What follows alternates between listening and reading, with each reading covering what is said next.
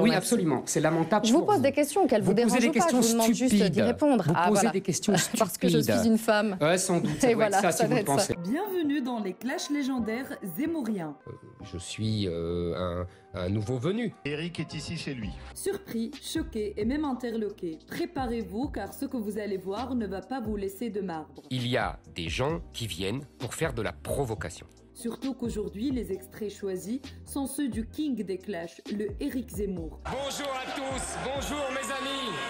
Le sulfureux candidat à la future présidentielle. Et je suis candidat pour faire régner l'ordre. Traîne avec lui plusieurs étiquettes depuis des années. Depuis 10 ans, on me ressort cette condamnation. Islam, immigration et non français sont les sujets favoris du Z. D'abord, je ne parle pas d'immigration. Dieu sait si je n'en parle pas tout le temps. Mais ici, on est neutre. Surtout, on ne veut pas risquer un procès pour diffamation.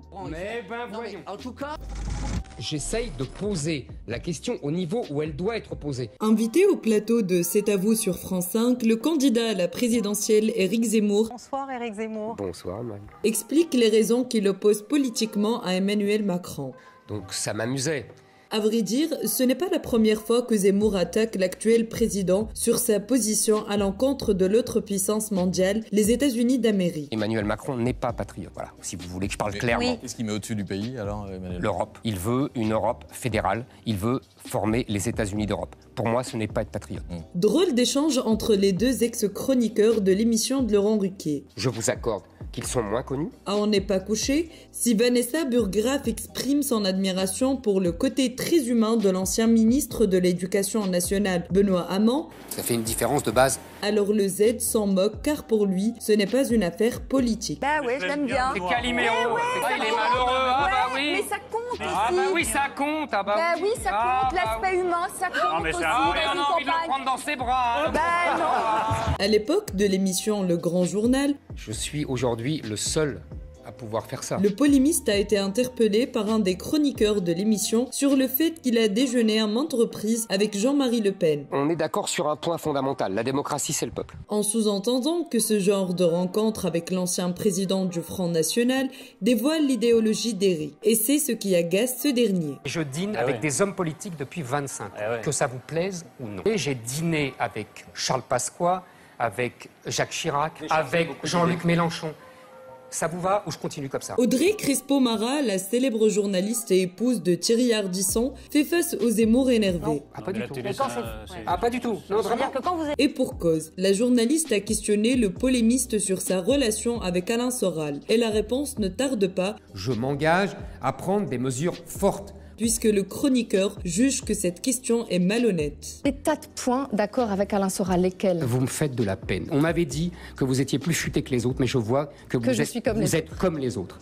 Et c'est assez lamentable pour vous. Ah bon? Voilà. Dans l'hebdo sur France O, les esprits se chauffent rapidement, surtout quand on a un Zemmour en forme sur le plateau. Je pourrais pas dire ça. Arias s'occupe de la famille, il s'est jamais occupé de l'urbanisme. Ah, c'est faux. Un des chroniqueurs de l'émission s'agace d'être mis en tort par le polémiste. La vraie question est si c'était une autre personne, le chroniqueur aurait-il réagi de la sorte? Vous savez tout et vous avez tort tout le temps. Je donc, confirme que Philippe Arias c'est comme le a service écrit des un armées, livre sur ça, c'est la même l'urbanisme. chose. Sa petite culture Oui, pour la et, montrer en alors, spectacle. et ça, on Après, il étale a sa pas grande trouvé. ignorance sur le service des armées et on se fait ramasser bêtement. Hein, c'est dommage. Après la polémique sur le documentaire réalisé par M6 sur la ville de Roubaix, Ce remarquable reportage de Zone Interdite. un des chroniqueurs de l'émission de C'est à vous est retourné dans la région pour tourner un reportage afin de démontrer que la vie à Roubaix est bien normale. Vous avez trouvé 3 personnes qui vous ont dit tout va bien.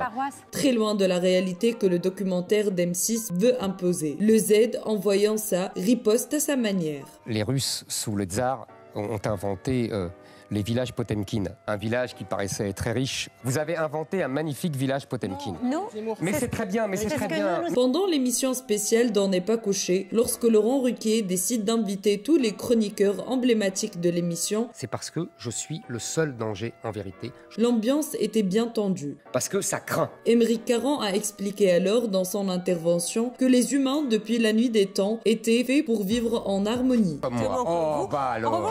Une intervention qui a fait bien sourire le Z. Et même, à un moment, il n'y a même qu'un seul continent, pour tout vous dire. Tu crois qu'il y avait un Zemmour à l'époque? Il y en avait beaucoup. Je ne sais pas s'il y en avait un, ça m'étonnerait. Mais il y en avait beaucoup. Et un jour, l'humanité s'est divisée. La France dans les yeux, un programme de BFM TV qui fait office d'intermédiaire entre Éric Zemmour et les citoyens français. Vous savez, c'est très impressionnant et je dirais presque, c'est émouvant. Vous allez comprendre pourquoi. Parmi le public invité à prendre la parole, un professeur de français qui s'oppose farouchement aux idées du candidat à la présidentielle. Que les gens disent « Ah bah oui, c'est ça la réalité ». Quand les masques tombent, le Z ne se retient pas face au professeur. Ce ne sont pas les savants ou les pseudo-savants qui vont imposer... Pourquoi pseudo? Pseudo parce que j'estime qu'il y a beaucoup d'idéologie dans vos déclarations savantes. C'est bien connu, Éric Zemmour ne se retient jamais pour te dire la vérité. Je n'insulte personne. On m'insulte beaucoup, moi je n'insulte personne.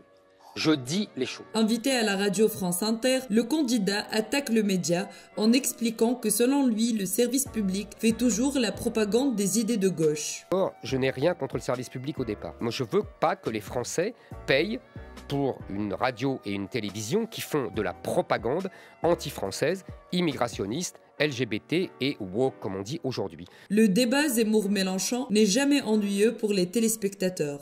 Mélenchon a trahi Mélenchon. Jean-Luc interpelle Zemmour sur sa future politique de l'exhibition religieuse dans les espaces publics. Le Z riposte tout en invoquant le passé politique communiste de Mélenchon. Rien en tant que communauté religieuse. Absolument rien en tant que nation. Vous êtes tombé sur la tête. Mais les gens qui ont une religion qui sont comme catholiques. Les révolutionnaires, mon cher. Ça devrait vous plaire. Non, mais c'est le duc de Clermont-Tonnerre qui a dit ça pour tout. La tension entre les deux figures de la droite est à son maximum ces derniers temps. Marie Le Pen accuse un de ses proches, membre de son parti, d'être à la solde de Zemmour. La stratégie de la limace, pas seulement parce que la limace est lente, mais aussi parce qu'elle est poisseuse. Des propos que ce dernier trouve ridicules et préfère répondre en finesse à la provocation de Le Pen. Il y a une très belle fable de La Fontaine sur l'escargot et la limace.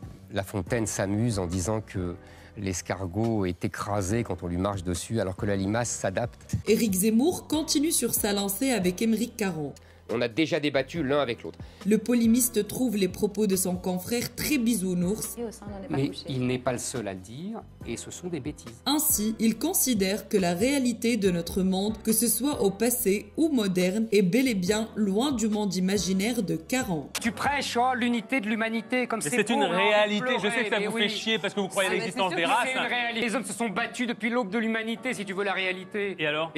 Certains peuvent trouver que l'intervention de la journaliste avec Zemmour est malhonnête. Et en fait, tous me tiennent le même discours, en gros. Après avoir invoqué une supposée relation entre Éric et Alain Soral, cette dernière essaye d'accabler le polémiste dans un autre registre plus sensible. Alain, oui, absolument, c'est lamentable. Je vous pose des questions qu'elles vous dérangent pas, je vous demande juste d'y répondre. Vous posez des questions stupides. Parce que je suis une femme. Ouais, sans doute, et voilà, ça, si vous le pensez. On s'attendait bien qu'un clash avec Éric Zemmour ne puisse se terminer que de la sorte. Il est vraiment pas gentil, ce Zemmour. Après des arguments pseudo-intellectuels imposés par le chroniqueur pour attaquer Zemmour, ce dernier charge et désingue son interlocuteur qui reste perplexe. Votre arrogance est à la hauteur de votre Mon arrogance est à la hauteur de votre insolence et de votre stupidité. Bon, allez, ça suffit comme ça, s'il vous plaît. Vous avez de la chance d'être un journaliste, parce que vraiment, il y aurait bien longtemps qu'on aurait dû vous... Vous avez de la chance d'être sur un plateau de télévision. Une des séquences les plus marquantes après le passage d'Éric Zemmour dans l'émission La France dans les yeux était l'échange peu musclé entre le candidat et Zina. On voit la racaille d'extrême gauche. Une citoyenne française qui ne partage pas du tout l'opinion du Z sur sa région, le Seine-Saint-Denis. Je suis là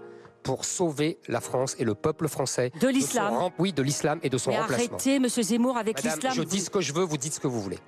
Maintenant, ça suffit. Bon, le dialogue... Oh là là! Que ce soit candidat à la présidentielle, polémiste ou chroniqueur, Zemmour dit toujours ce qu'il pense. Si vous croyez que j'attends d'être caressé par vous, je suis mal barré. Dans sa chronique pour Le Figaro, Éric critique sévèrement la politique du Premier ministre à l'époque, Manuel Valls. L'habileté de communicant de Manuel Valls, soucieux de soigner son image de farouche républicain pour mieux dissimuler son échec face à la délinquance.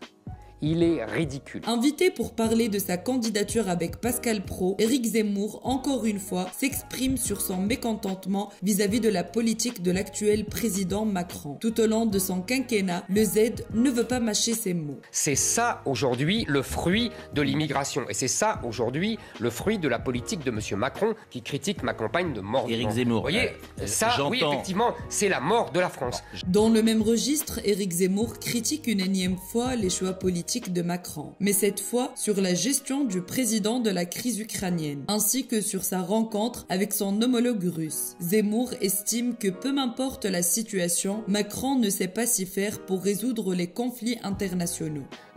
Mais malheureusement, comme d'habitude avec Emmanuel Macron, il gâche tout parce qu'il fait tout et son contraire. C'est le fameux en même temps, et avec Poutine ça marche pas le en même temps, et donc il n'a plus confiance en lui. Et on termine ces moments légendaires par une autre séquence du débat Mélenchon-Zemmour. Dans Face à Baba, durant une heure entière, les deux candidats n'arrêtent pas le bras de fer intellectuel. Et c'est toujours un régal pour les partisans des deux. Vous n'aimez pas les gens différents? J'aime les Français, monsieur. Les gens, mais je... Excusez-moi, j'aime les Français. Et je défends les Français. Parce que vous n'aimez pas les Français. Comment vous avez abandonné les Français. Merci d'avoir regardé les clashs légendaires d'Éric Zemmour.